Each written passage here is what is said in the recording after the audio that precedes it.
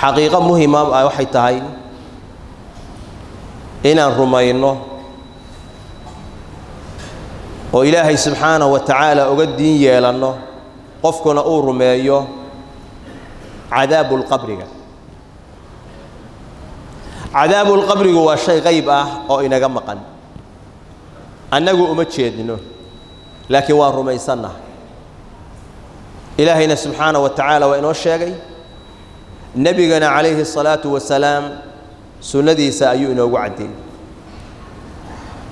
wuxuu nabigu yiri alayhi salatu wa salaam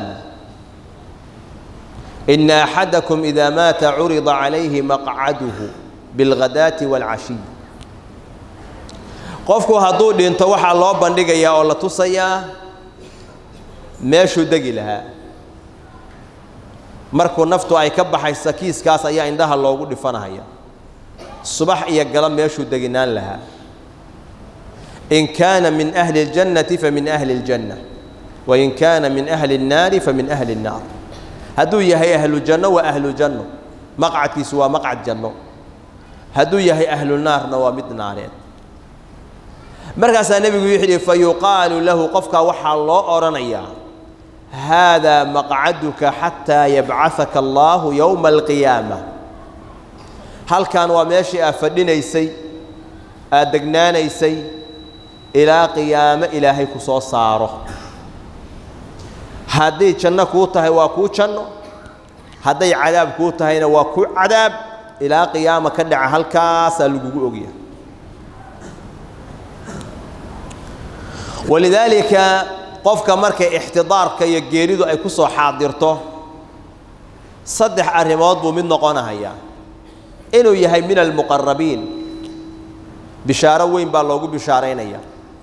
إنه يهي كوا كهوسية أصحاب اليمين كأه أسجنا بشارة أيوة وطاع إنه يهي من المكذبين الضالين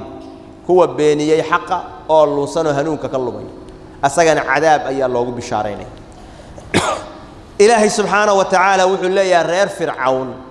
النار يعرضون عليها غدوا وعشيا ويوم تقوم الساعة أدخلوا آل فرعون أشد العذاب آيات سوحي أهل العلم يقول للشدين عذاب الحق عذابك قبرك إنه يا شيء حقه وثابت قرآنك يا السنة الله بدأ بكسوغا الإمام ابن كثير وحي معناه ذو آيات وحوية فإن أرواحهم في النار صباحا ومساء فإن أرواحهم تعرض على النار صباحا ومساء نفتو دي أرواح ذو النار تعيا الله بندقيا صباح كستا يقلب كستا إلى قيام الساعة قيامة إلى أكدعه فإذا كان يوم القيامة اجتمعت أرواحهم وأجسادهم في النار قيامة مركي الله صوص صارنا أيجي أرواح دودي هي جسد كودي أو إسوته أي النار تقل يكو كل معي نعوذ بالله من ذلك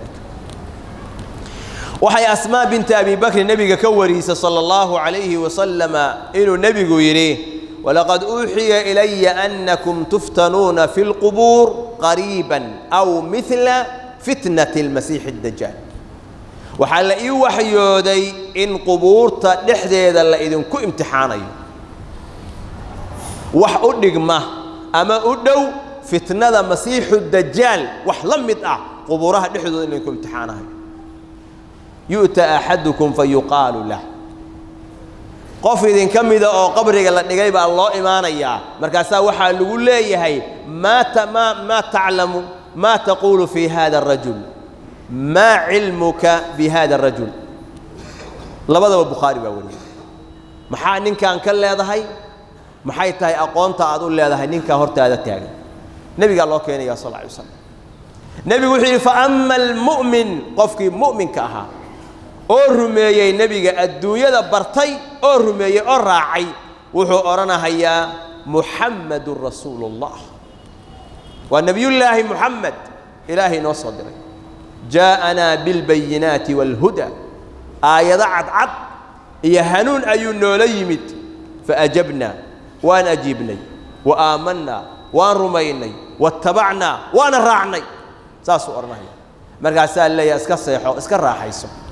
waan ogeyn ina saadihi doontid oo arinka ay yaqiinsan tahay waan ogeyn qofkii murtaabka aha oo shakisnaa ama munaafiqi nabiga calayhi salaatu wasalaam wixii marka la weydiiyo wuxuu leeyahay la adri ma garanayo samictu an-naasa yaquluuna shay'an faqultuhu dadka ayaan ka maqlay shay oranahaya anuguna waa iska wax alla wax uu yahay baaqaan dadkan ka maqlay محمد ayagoo oranay anuguna waa ka sidaasa intaas ayaa ka jooga halka markuu yiraahdo ayaa leeyahay maadan ogeyn mana aadan rumaynin thumma yudrabu bimitraqatin min hadidin waxa lagu garaacayaa dubba bir ah oo cadaab ah darbatan bayna udunay labada dhagood baa looga dhifanayaa halka mar oo lagu dhifto fayasiihu sayhatan يسمعها من يليه إلا ثقلين وحدواق يا دواق يا قيلو ومغلها يعد كستو لحريرتا أي مغليسو إلا إنسيغا يجينيغا موياني أنا ما مغلينو لكن أهل القبور كانوا مغلها يعني حيوانات كانوا مغلها يعني لكن أنا ما مغلينو ضربadaas koobaad oo halka xabaaho lagu bilaabayo hal mar markay ku dhacdo qaylada iyo cabaadka ka baxaya waxa maqlaaya cid kasta oo la xiriirta ayaa maqlaysa saasa loo cadaabaya qofka aan nabi maxamed aan baranin sallallahu alayhi wasallam oo aan rumaynin oo aan raacin wadada xunbu marahaya waxaan arkay ilmo dhalinyaro ah oo 20 jir meelahaasa oo caruurtii aan Yurub geynay ah oo la wareysanayo oo la weydiinayo nabiga calayhi salaatu wasalaam abtirsigiisa xagee laga soo saaray xaasaskiisii ilmihiisii waxba ka garamaya markaas waxa la weydiinayaa ragga ugu caansan ciyaartooyda iyo naadiyada ugu caansan wax kaas wuxuu u kala dhigdhigayaa si la yaab loo kala dhigdhigayo nabi maxamed waxba kama yaqaan calayhi salaatu wasalaam wax macnaa oo muhiimad ah oo nabi maxamed calayhi salaatu wasalaam uu ugu fadhiyo oo uu sheegi kara caaw lama arko laakiin wuxuu yaqaanaa ciyaartooyda anwaacdeedu yaqaanaa hooyadii iyo aabihii la qaxay oo halkaa geeyay oo barashada nabi maxamed seejiyay oo gaaladaas ciyaartooyga baray oo sidaa ku barbaariyay ilaahay subxaanahu wa ta'aala hortiisa maxay geystay إلهي سبحانه وتعالى هرتي سمحه يالا وأي جيسته وأرخ تروي قف النبي قام برنين عليه الصلاة والسلام إسأرك ميان أنا شفيعي ومهي وحقونا برنين مرة ما ينكره وحرمينا يمرك النبي الرمينا هيو هرت النبي عليه الصلاة والسلام حقوق أوليه وإنه يقالنا مهمة إلهي وصاري ويقالنا وحقو كل رمينا وحق كذا لنا هيو كل رمينا وإنه يقالنا نبي عليه الصلاة والسلام برشديسا وفرض عين قف كستواك واجب راعدي سنوا واجب إلا الرمية أو الراع أو الوينية حقوق ذا كوبادة وكل هي أي كمتة عائشة رضي الله عنها أيا وحى أصوغ شيء قبر يهودية ده مرقاسي قبر يهودية ده وحي كشيء كيسي عذاب القبر مرقاسي وحي تري قبر يهودية ده هي أعادك الله من عذاب القبر عذاب القبر الله كابد باجي عائشة رضي الله عنها حلقاس ما ينفهم سنين عذاب القبر إن دعي كرتضاد مسلمين إلا عذابه يهود يقال عذاب القبر أيجا إنه أي خاص الطاهي أي لا أحد النبي أوتي صلى الله عليه وسلم مركز النبي مركز أوتي أي ويدي سيبا النبي وحل وحيودي عذاب القبر إنه حقيقة سيدا أي قبض أسكوشك توا حق ومدان عذاب القبر ولا عذابية ضد بدن أي العذابية مسلمين أي عذاب القبر مرة هي ولا عذابها مركز وحي تري عائشة رضي الله عنها ما لنتا وحي كدم بيي نبي عليه الصلاة والسلام صلاة ما أوننتكنن إلا تعوذ بالله من عذاب القبر هدو صلاة كده إلهي بوحو كما ينقلها هي عذاب القبر وحي مركا كدم بي وآية النبي مركا سال لو وحيودي عذاب القبر إني مرة هيان ومديسان قار كمدي إني مرة ينبل لو وحيود أو حقيا وحو النبي عليه الصلاة والسلام ويري هذه الأمة تبتلى في قبورها ومضى ولا امتحانيا qubuurta dhexdeedana lagu imtixaanaya فلولا ألا تدافنوا لدعوت الله أن يسمعكم من عذاب القبر الذي أسمع منه هدانا كبقى هينا إسدوكتان إذيكو النار وحان إلهي إذين ويدين لها أو إذين بري لها إنو إذن مقشيوه عذاب القبر قان مقلي midka anugu aan maqlay sida qubuuraha dadka loogu cadaabahayo ilaahay inuu idin maqashiyo idin weydiin lahaa hadaanan ka baqahay inaad wax walba inta iska deeysa isduugtaan inta nabigu markuu yiri Abu Sa'id al-Khudri wuxuu yiri nabigu waana soo qaabilay wajiguna soo qaabilay markuu nagu soo jeesto wuxuu yiri ta'awadu billahi min adabin nar ilaahay waxa ka magan gashaan naarta cadaabkeeda markaas waxaan yiri na'uudu billahi min adabin nar مر لباد النبي وحي تعوذوا بالله من عذاب القبر إلهي وحا كما ننقشان عذاب القبر مرقصا وحا نربوه نعوذ بالله من عذاب القبر ولذلك عثمان بن عفان قبري هدو دول استاغوا بويجر إلى قركي سوقيو مرقصا وحا ليري الجنة يا النار تمركا لغا شيكيا من بويدين قبري مركا أرتين نواب بويدان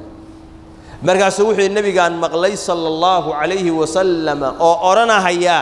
إن القبر أول منازل الآخرة قبري جوا قريجا وجوهر هي قريها آخرة وقفوا دجها فإن نجا منه فما بعده أيسر منه هدو كبد باده قريجا اسمركو دجه عذاب هدو كبد باده وحكدم بيا أيا كفضو هدو halka qabriga uu dago ku badbaado inta ka dambeysana way ka fududahay wa illam yanju minhu fama ba'dahu ashad minhu haduunan ka badbaadin godkaas marka la dhiga cadaabkiisa haduunan ka badbaadin waxa ka dambeeya ka sii culus ayaa nabiga yiri kaleey salaatu wasalaam markaas wuxuu yiri Uthman nabiga waxa maqlay oranahaya ma ra'aytu manzaran qat illa wal qabru afdha'u minhu ولقي ما أنا أرق منظر لأجا أو نحدين له أو فالحن أو نحدين تقال لوجن نحايو وحل أجا أو لجن نح ولقي ما أرق إلا قبرك أيا أقول نحدين بدل أقول فضيعة بدل منظر لأجا أو كحن قفل عذاب أو قبري كتير ما أجر إلهي نقبل باتش النبي يقول نوشيق عليه الصلاة والسلام وحي يثبت الله الذين آمنوا بالقول الثابت في الحياة الدنيا وفي الآخرة نزلت في القبر وحيكسو دكتي آيات داسي قبرك بيكها الله يسا النبي قواه الشيخ وحي قفك قبرك الله إيمانا يا مركاسا وحال الله يهي ربك واكيه مركاسا وحي الله يا ربي الله والنبي محمد صلى الله عليه وسلم قفك مؤمن كها ربك والله نبي يقول هو محمد مركز إلهي وحول الله هيبو يري آيات داس أيا كهد ليس أرنكاس فذلك قول الله يثبت الله الذين آمنوا بالقول الثابت في الحياة الدنيا وفي الآخرة إلهي بقص الله جواب تصحض بإلهي وافتشناه ولذلك النبي عليه الصلاة والسلام هذه قبري أودغو أو حباله النبي يقول تودل استاغو وحو أرنشر استغفروا لأخيكم وسلوا له الثبات استغفروا لأخيكم واسألوا له التثبيت فإنه الآن يسأل ولكن إلهي دم بداف ويدية إنه السؤاش إلهي وافتشيو إلهي كسو حقنا ويدية هذا اللي ويدية هذا اللي سؤالية هذا أي سؤاش وبلاوت وغفر مركي لا ديغو ولا قد فاروق ولا دميو مركاس الله بدا ملغو إيمانيا امتحان كنا كبلاوانيا markaas marka ayaa waxa sunnaa in loo weydiiyo dambi dhaaf ilaahay inuu dhaafo su'aashan ilaahay u fududeeyo su'aasha qabriga ilaahay u fududeeyo ma aha waxa inta diiwaanka iyo buugga la soo qaato oo talqiinta la leeyahay la calwinahayo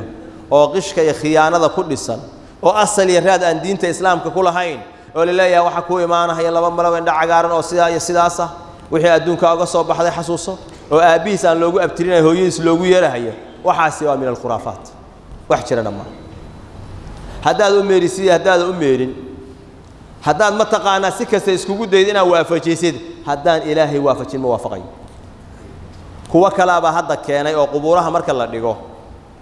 waxay yiraahdeen waxa la soo qaadayaa 7 dhagax markaas midiiba waxa lagu akhrinayaa alhaakumut takaathur markii lagu akhriyaa meydka maradaas ma taqaana karfanta ah ayaa jeebkeeda loo gelinaya halka luqunta hoosteeda loogu ridayaa qabriga la dhigayaa su'aal bala weydiin maayo su'aal bala weydiin maayo oo taa hadayba ku dhamaanaysa xisaabtu ay tahay qof ma amal fasheen qof kasta 7 dhagax lagu akhriyaa alhaakumut takaathur diyaarsan laha tobanaan baa jeebabka loogu guri lahaa loogu ridi lahaa waxaasi waa diin la'aan iyo khuraafo iyo bidca faaftay weey una baahan in ilaahay looga toobad keeno wax jira ma qofkan qabriga la dhigaya waa la weydiinaya hadduu adduunka toosnaana waa toosnaanaya ilaahay waa waafajinaya yuusan aqoon luqadda carabiga hadduu rabo weligiisuusan ku hadlin ilaahay baa waafajinaya subxaanahu wa tacaala waxaa habboon qofka muslimka ah inuu mararka qaarkood fakero oo ku celceliyo fakarkaas oo iska soo qaada asagu inuu yahay midka la qaadayo oo janaasada inta lagu tukada la qaadayo oo godka mugdiga la dhigahayo oo ciidda lagu daboolahayo oo qaraabada iyo ahalku ay ka tagayaan oo maal uusan oolin oo wax wehela aan lahayn halka marka la dhiga qabrigu uu noqonayo gurigiisi ciiduna ay tahay firaashku ku seexanahay ayada ay noqonayso waxa uu la darsana ay tahay duudaas iyo tixrigaas cunahaya oo daris uu leeyahay halkaas markuu qofku xasuusto in la dhigahayo sidaasna loo dhigahayo lagana kala dareeray tasawuro meesha aad taalid bal mar waxaad ku fakartaa adoo qabriga dhex taalid oo ciidii lagugu daboolay oo laga kala tagay mugdina uu kugu yahay dhinac walba ah waxa aad kula xiriirana uu yahay aboorkaas iyo bahladaas ku cunahaya oo kali ah halkaasna ay malaa'ig kaaga soo gashay su'aalana lagu weydiinayo halkaas meeshaas iyada ay shahaado laga ama rabo mansab iyo madaxnimo aad haysan waxba tari mahayaan magac iyo maamuus aad qabiilkaaga ku lahayn waxba ku tari mayso waxaasoo dhan waa kala guurteen waana kala baxdeen halka waxa ku yaal oo kali oo ku anfacaya oo dhinaca aad ku qabanaysaa waa amalkaagi hadduu khayr ahaa khayr hadduu shar ahaa naar ayaad mudanaysaa iyo cadaab nacuudu billahi min dalik waxa habboon qofka muslimka ah inuu degdeg naftiisa uga gaaro oo naftiisa uu badbaadiyo oo ka badbaadiyo macaasida iyo dambiyada toobadna uu ku badbaadiyo ilaahay subxaanahu wa ta'ala uu toobad keeno wuxuu yiri al-imaam ibn rajab al-hanbali qofka hadayge ay ku timaado daadu ay ku timaado oo ciradu ay ku timaado oo qofku ciro isku arko فهو بمنزلة الحامل التي تمت لها شهور حملها وعقفك أسلمي يا عرضة إسكو أركي هواني أور له أو بليه ولما يسترمين فهي لا تنتظر إلا الولادة وحانا هاي إن الشسوق ميس وعاوية هبين دم فولوي كذلك صاحب الشيب لا ينتظر إلا الموت قفك عريستي أو عرضو أي تابتي وحان دمشاء هاي سوق مهي فقبيح منه الإصرار على الذنب وحاكاس أو كلا قبيح كوع وإهانة يدل كوع إنه ذنبك السيوة ده هي ومعاصي سيد دائما هي أسأقوا عرضي أي كسر بحري وعاوي يهبين ذنب فول جيري وأه إنه ذنبك هي معاصي السيوة ده هو قفك عطوية أسأقوا موت كأن كلا أقونين مدير يا مدوين maalin walbana aan arkayna tarab in loo dhimanayo saako guriga ka soo baxay asagoo caafimaad qaba ilmuhu u soo shaqaysanayay tobanaan ballan ayuu lahaa intaas oo qorshe ayaana ku taagnayd ayaa la leeyahay ilbihiisi galabtii la wado ama hilibkiisi lama ma aragba ama asagoo googo-ay oo cad loo wada loo keenayo cid farxadii cadaa waxay isku bedeshay oohin iyo boohin asaguna farxadu ku soo baxay wuxuu isku bedeleen dhuxul iyo fahmi oo noqdo waynu arkaynaa cadaabka joogtada ah oo adduunyada maanta ka dhacaya oo tarabta oo yar iyo weynin midna aan kala aqoonin waan arkaynaa waa inaan ku tala galnaa inay bari tahay ama caawa ay tahay ama saacadan ay tahay waxaad u diyaarsan lahayd u diyaarso nas'al allah salaam اللهم ربنا آتنا في الدنيا حسنة وفي الآخرة حسنة وقنا عذاب النار